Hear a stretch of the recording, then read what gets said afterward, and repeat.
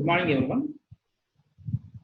So today we are discussing about the mathematical modeling of rotational mechanical system. So in the last class we have discussed about the how to write the mathematical equations for the mechanical translation system, that is the linear system. Now we are discussing about how to write the mathematical equations for the mechanical rotational system. So in the mechanical rotational system, the input signal is torque. The output signal is angular displacement or angular velocity. So the input is torque and output signal is angular displacement or angular velocity. So in mathematical rotational system is a system in which I am applying a torque and I am getting a angular displacement. That is, if I am applying a force with an angle say 30 degrees, like that, so angular force is applied. That is, angular force is called torque. To represent this type of the system, we have to get the knowledge about the three types of the basic elements of the rotational system. They are, one is inertia element, second one is damping element, and third one is torsional spring element. Let's call it general spring element because of we are applying the torque here. So that's why this element is called torsional spring element. Out of these three elements, two elements, that is inertia element and torsional spring element, are the energy storing elements. Damping element is the energy dissipating element. Because of damping, the friction is present, and because of the friction, energy is dissipated. So that's why this damping element is the energy dissipating element. So in detail, we are discussing about each and every element. The first one is inertia element. So inertia elements. So in a moment of inertia. So inertia element, it stores the energy. So in a transitional mechanical system, mass stores the kinetic energy. That is, inertia element stores the kinetic energy. It is a rotational mechanical system. So that's why it stores the kinetic energy. The value is equal to 1 by 2 into J into omega square, where J is the moment of inertia. Suppose if I have a disk, if I am applying an inertia, that is inertia of the disk is, let us say it is capital J, I am applying a torque, the disk will rotate in some angle, there will be an angular displacement theta with an angular velocity omega. If I apply the Newton's law for this concept, torque is equal to J into alpha, where J is the moment of inertia, alpha is the angular acceleration. So alpha is a derivative of angular velocity. So that's why the above equation can be written as T is equal to J into d omega by dt. Right. So alpha is the acceleration, alpha velocity. So d omega by dt. It's the angular velocity. Omega is the angular velocity. Now, angular velocity is a derivative of angular displacement. That is, the omega can be written as d theta by dt. So that's why the above equation can be written as J into d square theta by dt square. So that is T is equal to J into double dot theta double dot. So the above equation can be written like that. If the input is torque, the output is theta, that is angular displacement.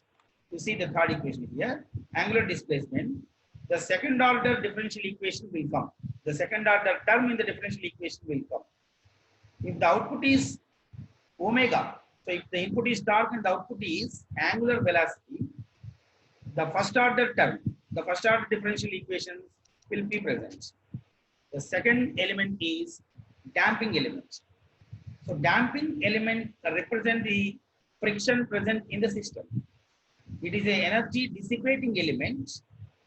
The power loss is occur as a heat due to the friction. The power loss is equal to P is equal to F into omega square. Here the one end is free, or that is connected to the fixed reference. Say in the second end is at the free ends, that is theta and omega. They represent as a diagram. Suppose if applying a torque due to this torque, the angular displacement is theta and the angular velocity is omega. Suppose if I am connecting the two free ends, then the angular, that is the torque, is the theta 1 is the angular displacement and omega 1 is the angular velocity of both ends, theta 1, omega 1 and theta 2 and omega 2. So the resultant angular displacement for the free end connection is theta 1 minus theta 2. Similarly, the above equation can be written as T is equal to F into omega 1 minus omega 2. That is, if the two ends are free, the angular displacement on both sides, angular velocity in both sides, then the torque is equal to F into omega 1 minus omega 2. Similarly, the equation can be written as T is equal to d by dt times of theta 1 minus theta 2. The F is also mentioned in the equation, F into d by dt times of theta 1 minus theta 2. Third element is, this element, the best example for this also is shown in diagram. In both ends are free. Say the right side one is theta and the left side is theta 2. And that the equation is P is equal to C or F into d theta 1 by dt minus d theta 2 by dt. Or otherwise it can be represented as C into theta 1 dot minus theta 2 dot. So the third element is torsional spring element. The spring elements represent the energy storing element of the system. We store the energy in the form of potential energy. So here the potential energy is equal to 1 by 2 into k into theta square. Right, k into theta square. Let us assume the both sides are free, like this as per this diagram. Say one end is at theta 1, the angular displacement, and another end is at theta 2. Today, here the k is a spring constant. So the torque is equal to k into theta 1 minus theta 2. Theta 1 minus theta 2. Say the both ends are free. The value of the torque is k into theta 1 minus theta 2. Let us assume if the second is connected to the reference that is fixed end, then the value of the torque is k into theta 1 only. The spring element is present. If the spring element is present and output is the displacement theta, the second order term will be present. So with the three elements are applying in a example as shown in the figure. For example, if one disk is there, so mechanical rotational system will be present with the three elements. Take a disk. If I am rotating a disk, I am applying an external force due to the torque, the displacement of theta of the disk. So there is a damping element. You see that there is a damping element. There is a damping element, and there is a spring element also. So due to the damping element, there will be a torque which will be opposite to the displacement. We are assuming that the actual displacement in clockwise direction, then the torque due to the damping element is in anti-clockwise direction. Similarly, if the displacement of the spring element is also opposes the actual displacement, it is also in anti-clockwise direction. So that is the value is presented here, the k into theta 1 minus theta 2, that is opposes the actual direction of the displacement.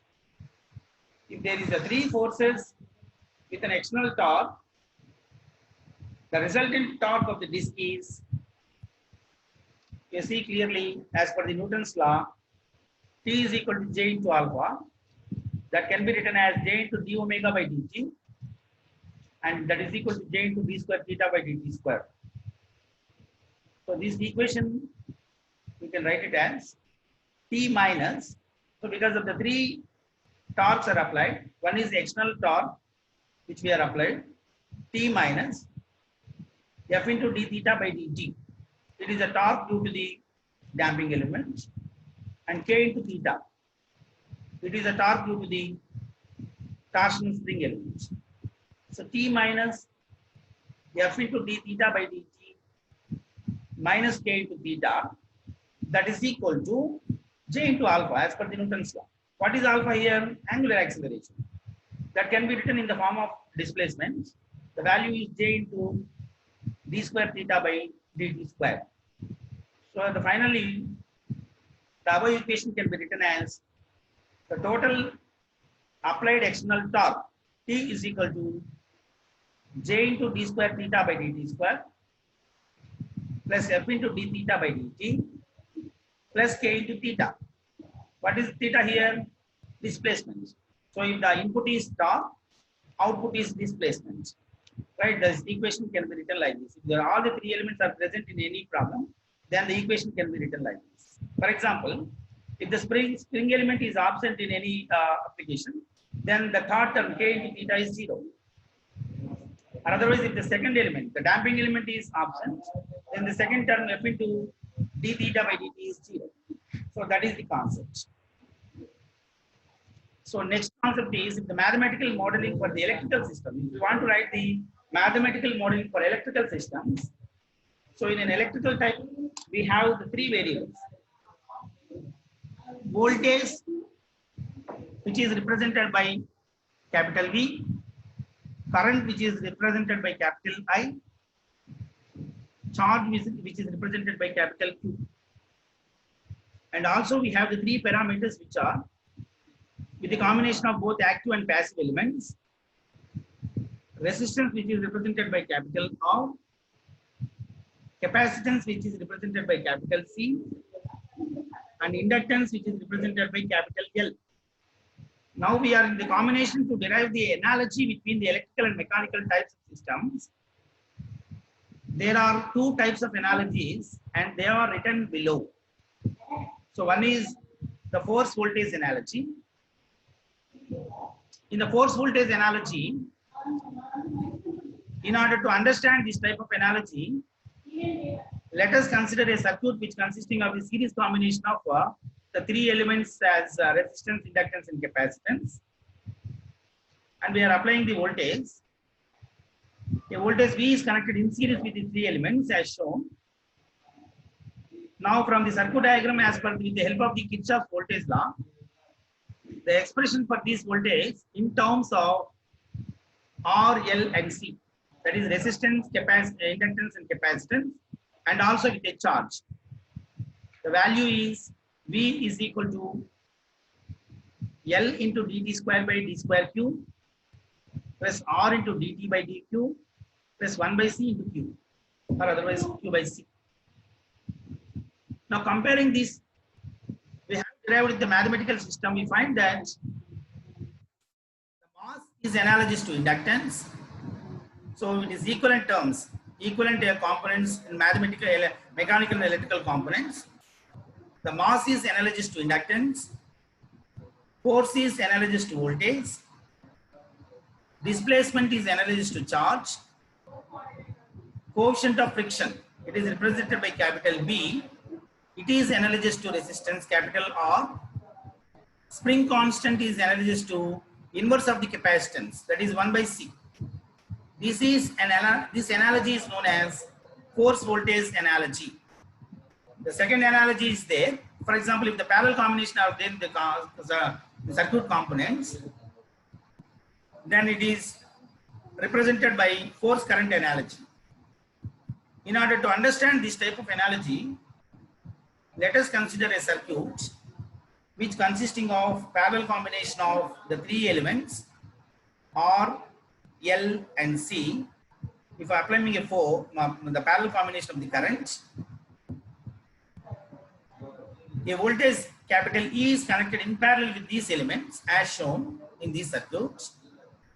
Now with the help of the Kirchhoff's current law, we write the expression for the current in terms of resistance, capacitance, inductance, and also with flux. So the equation can be written like I is equal to C into dt square by d square phi plus 1 by R into dt by d phi plus 1 by L into phi. Now comparing the above in this, we have derived in the mathematical system. We find that is equivalent terms with the mathematical system. The mass M is analogous to capacitance C. Force is analogous to current capital I. Displacement X is analogous to flux. Coefficient of friction is analogous to resistance, inverse of resistance. That is 1 by R. Spring constant K is analogous to the inverse of the inductance L. And this analysis is known as force current analogy. So this is the concept. We have derived mathematical equations for the mechanical translation system, mechanical rotational system, and finally electrical system. Friends, thank you.